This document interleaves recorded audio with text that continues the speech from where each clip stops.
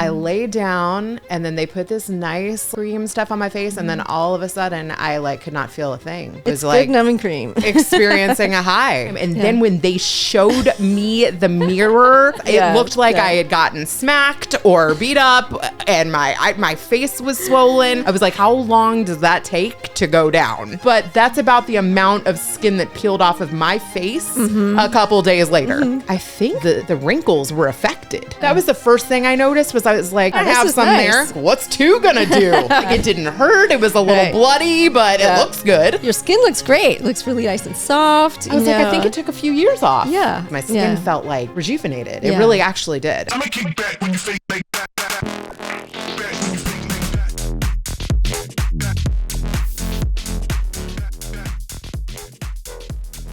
Welcome to Beauty Unveiled. I'm Dr. Angela Sturm, and today I have with me Reena Friedman-Watts. She is very accomplished, has done many things that I'm super excited for us to talk about. And she got microneedling last week, which I would love to hear how all of that went and what I bled for Dr. Sturm. I did not know what I signed up for. So microneedling is kind of what it sounds like, where little tiny needles go into the skin and your body heals these and then it resurfaces. So it helps with fine lines, helps with texture, all that kind of stuff. And so as we were talking, you didn't know all of this going into it.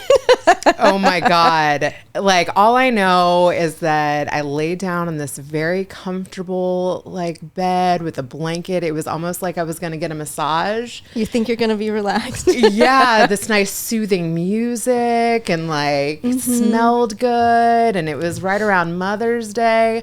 I laid down, and then they put this nice like cream stuff on my face. And then all of a sudden I like could not feel a thing. Yeah. It was like, I was like, good numbing cream. experiencing a high. And I was like, I don't know if it's just my kids aren't here or the whole ambiance, but I just laid down, and your staff was so friendly, and and then it was just like, I couldn't even really feel what was happening. Yeah. With the numbing cream, I don't really feel it. I don't like the way it feels on my nose just because it vibrates, but I don't feel it. I don't know how you... It was kind of Vaseline-y. Yeah. It felt like a gel. It felt kind of like a face mask or something. I was rolling with it. Yeah. And then I felt like a buzz happening. And I was like, hey, I can do some Vogue moves. People know me for that. Take some behind the scenes of this. I was just having a great time. And then when they showed me the mirror, I was like, okay, only because I'm doing a podcast and talking about this would I ever share like the pin blood drops to the face. It looked like I had gotten smacked or beat up, and my face was swollen. I was like, how long does that take to go down? Like, I gotta pick up my kids. Like, this is crazy. So I came in at like 10 in the morning, and I don't think I felt my lips till 3 o'clock. It lasts a long time, which is good for the treatment. But eating lunch is a little challenging. I could not sip your espresso through a straw. I was like, oh my God, this is like a nice espresso machine. I really want to drink this. I'm taking it with me. Hopefully by the time I get my kids, I can like sip this. No. What'd your kids say? They're so clueless. Yeah. Just like husbands. Anything. Yeah. They're like, oh. He was like, you had fun? What do you mean? You tried something? You did something nice for yourself? Great. Yeah. And then my in-laws were in town because it was like Mother's Day, and I went and got pedicures the next day, and my mother-in-law had a whole lot of dead skin on her feet. Yeah. More than me for once. It was so nice. But that's about the amount of skin that peeled off of my face a couple days later. Yeah. I was like, you're like, oh, wow. Okay, there goes the age spots. There goes the fine lines. Because my face actually, like, I would say not immediately, but maybe the next day did feel a lot tighter. Yeah, you do. You get that tight feeling, which is kind of nice. Where you're like, oh, this is good. I like tight, Yeah, I was like, okay, the skin's doing something here. But then I was like getting up close in the mirror. The redness had kind of gone down. I was like, I think the wrinkles were affected. Yeah. Like that was the first thing I noticed. Was I was like, I kind of have some nice. there. Yeah. I was like, what's two gonna do? I was like, sign me up. I like literally called. I was like, I'm in. You're like, needle me in the face again. That was great. That was I'll take some of that. Like, it didn't hurt. It was a little bloody, but it looks good. Yeah. Your skin looks great. It looks really nice and soft. I was like, I think it took a few years off. Yeah. I like it. It looks really good. And they told me, they were like, don't drink coffee. They were like, put some hyaluronic acid. So I like got on Amazon, ordered some of that. I was like, I think I've tried that before. My daughter owns some of that. None that I can find right now. So I ordered some hyaluronic acid, put it all over my face. I was like, any other pointers? Like, I literally had no idea what I was getting into. But the whole thing started because I worked for this financial firm in Chicago, and I was putting on these like fancy like lunch and learn dinner type things where we were selling life insurance. And, you know, I had like 25 people show up, then 50. I started taking behind the scenes shots. Then CPAs wanted to start partnering with us. And this one from Orange County, like, co-sponsored our first one out in LA. And then he told me he was looking to hire someone. I introduced him to a friend. They ended up hitting it off. And part of the welcome package was microneedling. She was driving his Range Rover, getting her skin microneedled. I'm like, okay, maybe I should have taken that role. Yeah. I'm like, I was getting jealous. Like, she looked 10 years younger. She looked amazing. And I'm like, that microneedling, that's on the to-do list. So yeah, it's nice because your skin looks so good and the downtime's not that bad, really. Like you said, the day of, you're like, woo, but you know, day or two, it's not bad. You're out getting pedicures, you know? Yeah. The first day I was like, okay, I'm a little red. I actually put on a baseball cap to like pick up the kids in carpool line. I was kind of like hiding. I think it was more that I noticed. I don't think anybody else noticed.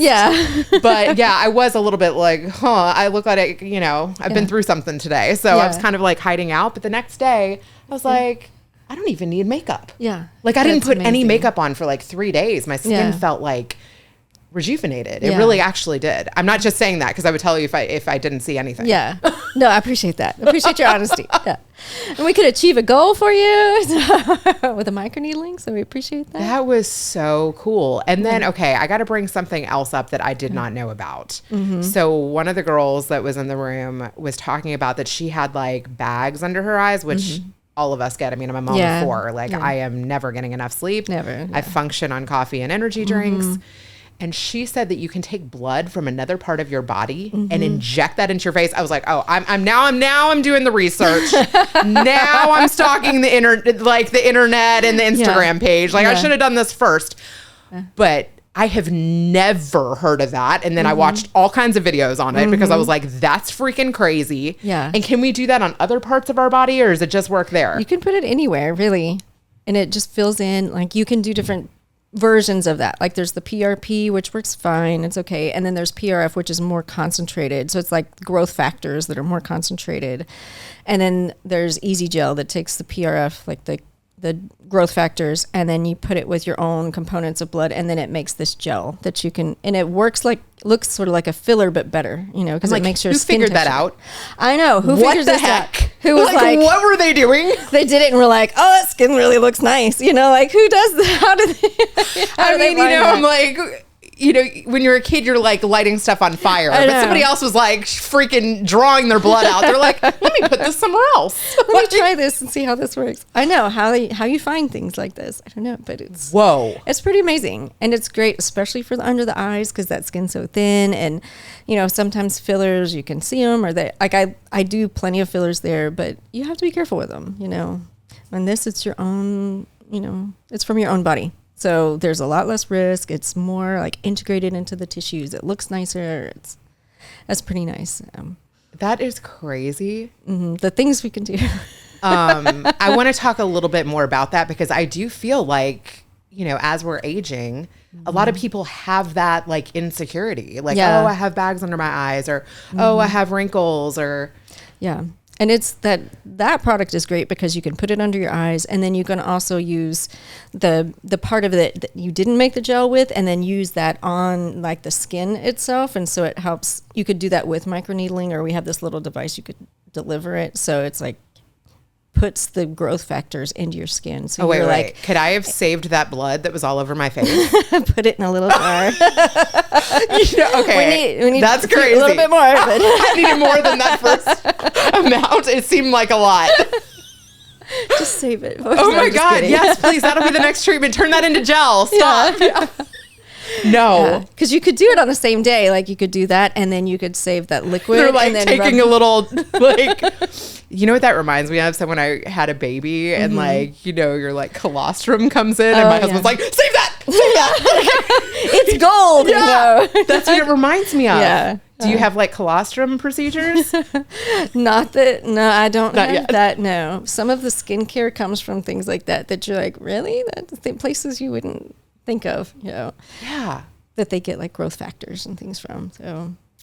Whoa. Well, I don't know of the colostrum yet, but I'm sure somebody will. I'm sure.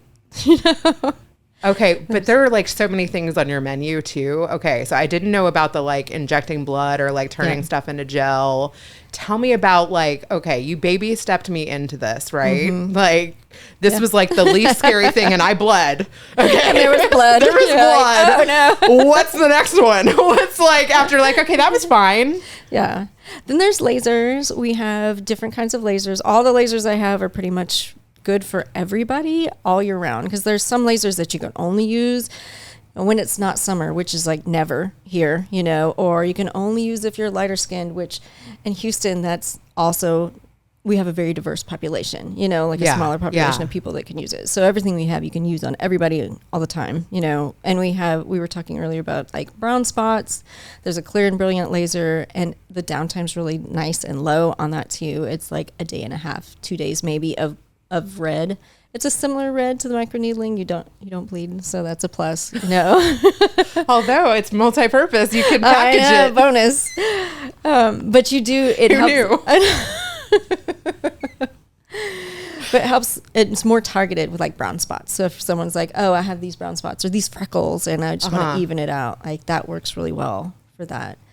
And then if you want to take the microneedling to like the next level is like a Morpheus 8, which is microneedles with radio frequency, that it uses radio frequency to stimulate collagen and to tighten. So it's not as dramatic as a facelift, but it's the same like direction and idea, and much less downtime and much less cost and all that kind of stuff. So if someone's like, I'm not ready, but I see a little something that like really bothers me, it's a good option for someone like that. Or somebody that's like, I'm never going to have a facelift, but I want to look a little bit better.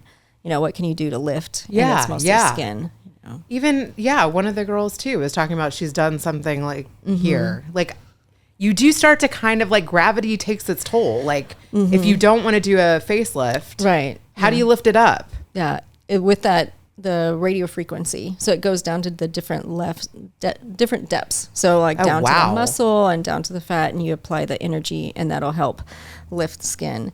And we were talking with Art. He does a really good job of making people very relaxed, and we put the numbing cream on that you can't feel your face. And love that stuff. We have Pronox that makes you not care. It's like laughing gas, and so like, I'll have the whole menu. I'll have it all. Smart. So you feel great, you know. And I was wondering what happened there. Just get the bill later. No, just kidding. I know. I'm like, do you do payment plans? Yeah. Sign here. You just have them sign after the creams. Yeah. So you're really nice and relaxed, and then that helps do the lifting. It's maybe a 45-minute treatment. I don't know. And I'm telling you, they're laughing while they're doing this. I'm sure. You can hear them out in the hallway. You know?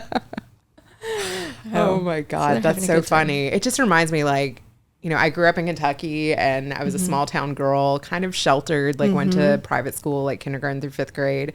And then I switched to like public school, middle school, because I wanted more friends. Like it was just a small school. Now my kids are going through that. They're like, I want to go to public school. I want more friends. I'm like, oh.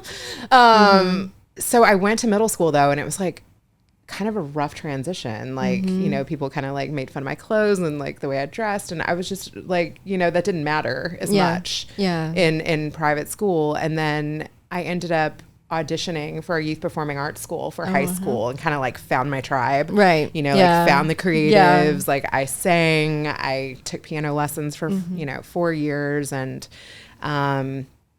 But I didn't actually get in on my first try. Oh, because I didn't read all the fine print of like needing to know how to read music and needing to know all the note names and music theory and singing in a foreign language. But oh, wow. Yeah. That's a lot of requirements. It actually was. And my dad like went to the head of the music department and was like, you know, who's the teacher that teaches all these kids? I'll like get her private lessons. She may start, you know, from behind, but she'll finish in the front. He like compared me to a Kentucky Derby horse. Yeah. And it worked. And I was like, oh, wow. You know, you can turn a no into a yes. Yeah. And if you surround yourself by successful people, then you too actually can really up your game. Yeah. And yeah, so I stayed in the program. I wanted to quit every single day, to be honest. I mean, it was so hard. And, and I lost a bit of my confidence there. Yeah. As much as I feel like I leveled up, I also felt like I wasn't that same girl who walked in there with just ready to sing something off the radio.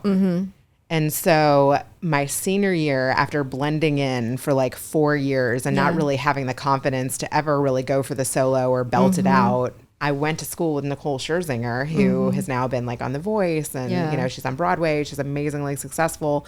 And she was like, Reena, today's the day. She was like, I'm going to sit in the front row, look at me, focus on me. The colleges are here. Yeah. Here's your shot. And so I like really went for it. And I got a couple of offers to like smaller schools. Yeah, that's awesome. Yes. I love that. It's like the girl's girl. It's like, we've got this, do this. It was so much like that. Yeah. And I've always really needed an encourager. I've always really needed someone to call. And that's even why I started my show with my dad, because he's like been that encourager for me. He's been that person that like, I'm like, how the hell did I get here? Yeah. And he was like, okay, I'll listen, you know? And I'm like, what am I going to do when you can't? Because like, there's so many of those instances in life where like, damn, I need somebody to call. Yeah. And so that was. Is that how you came up with your podcast? Totally. Yeah. It is the truth. Yeah. Like I really do call and annoy him pretty much every day. No, he likes it. I'm like my dad's daughter. Yeah. You know? And seems like he enjoys it. Yeah. He's into it. Yeah. I mean, there are some times where he's like, I'm remembering that differently. I'm like, you're not remembering it at all. You know?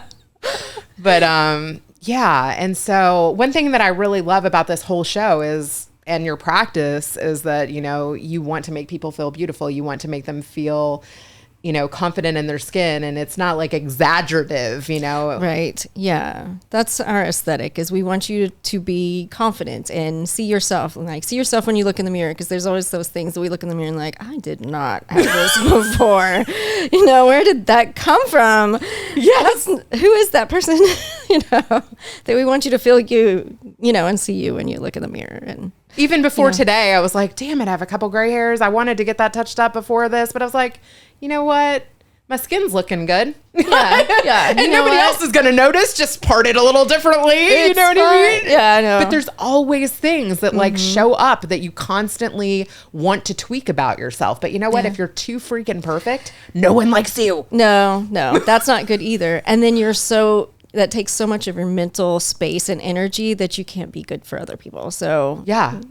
And that's what I love about podcasting too, is like, trust me, even though I had like media training and I, you know, made it to Jerry Springer and worked on all these reality TV shows, I look back in my first 50 episodes and I'm like, oh, I want to re-edit those, you know, because even if you can help other people tell their story, and even if you know your story, the more you do it, the more you repeat it, the more comfortable you become. Yeah. And it shows people the journey, and it shows people the truth behind who you are, and it helps people trust you. Yeah.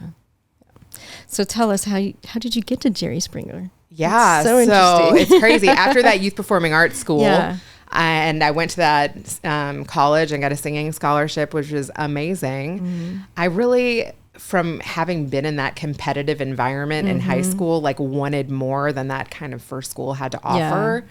And so I ended up transferring to Purdue my junior year after having like 550 clinical hours working with sports teams and thinking I wanted to be like vocal music and sports med major. Oh, wow. Yeah.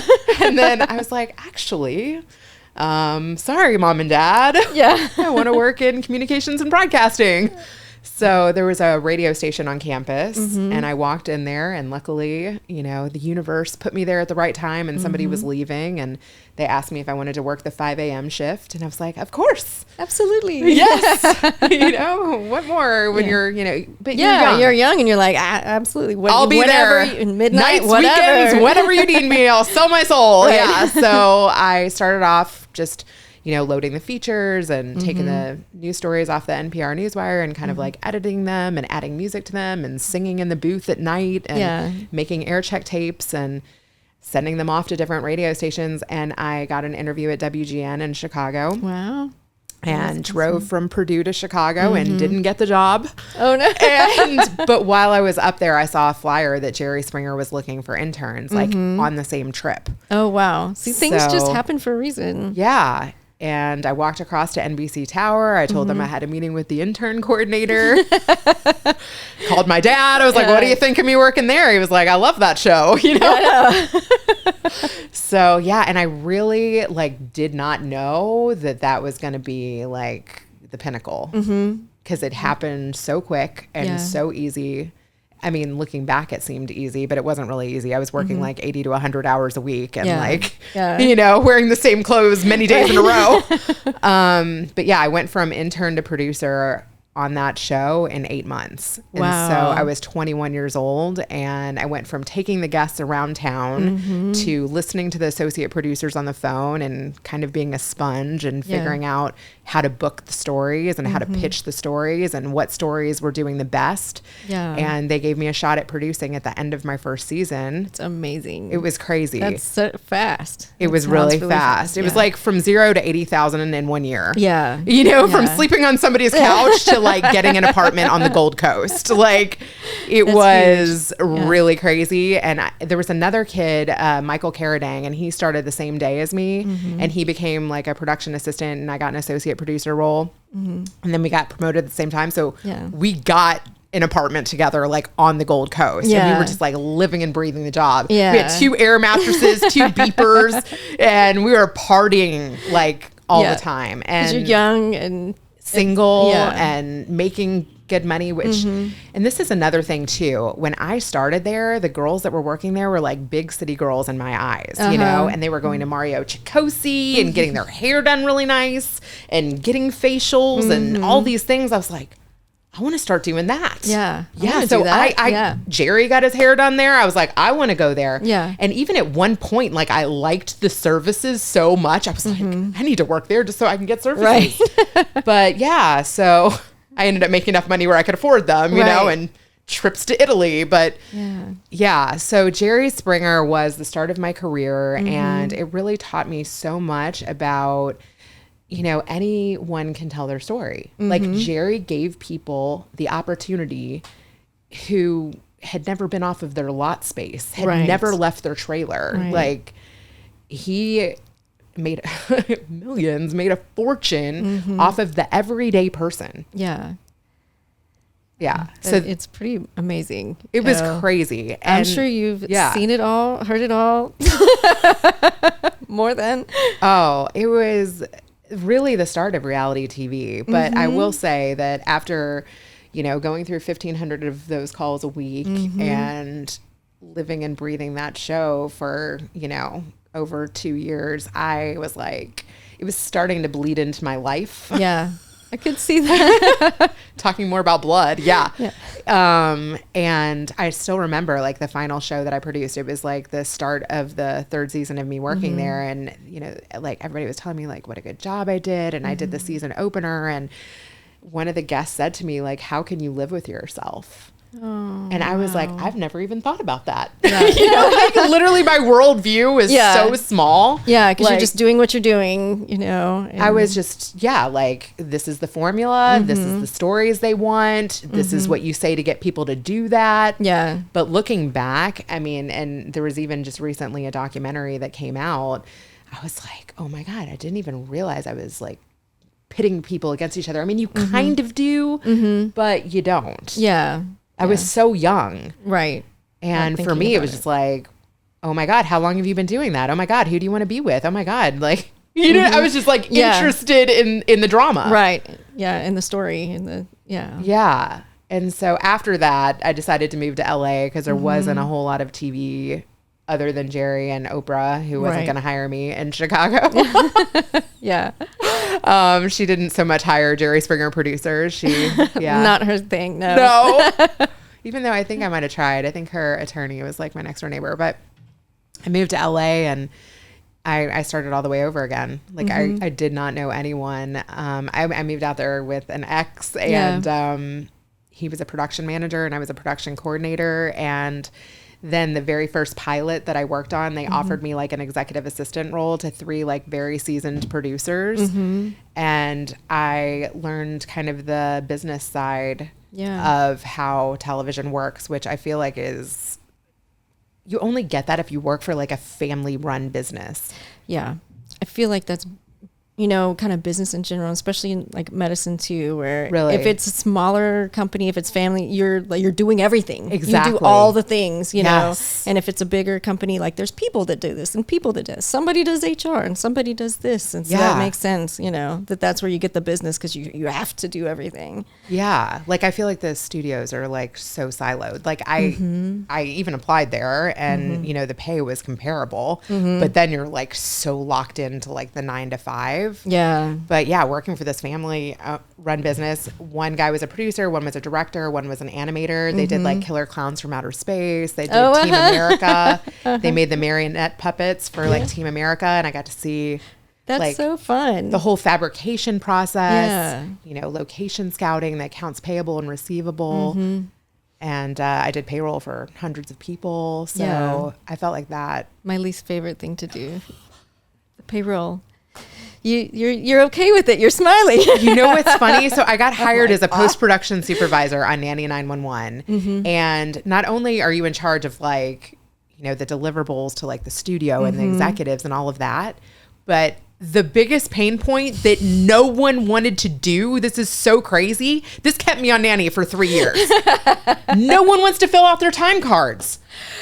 So it's not just us. No one wants to do it. It's so annoying. And so I started filling them out for all of the editors because I was supervising the editors overnight. And I was like, look, like I'm here with you. I know what hours you're here. I'll fill it out for you. If I missed anything, just correct it and sign it and I'll turn it in. That's so I became funny. So wanted from that. You were indispensable from the payroll perspective. I'm like, who cares if you can output a tape?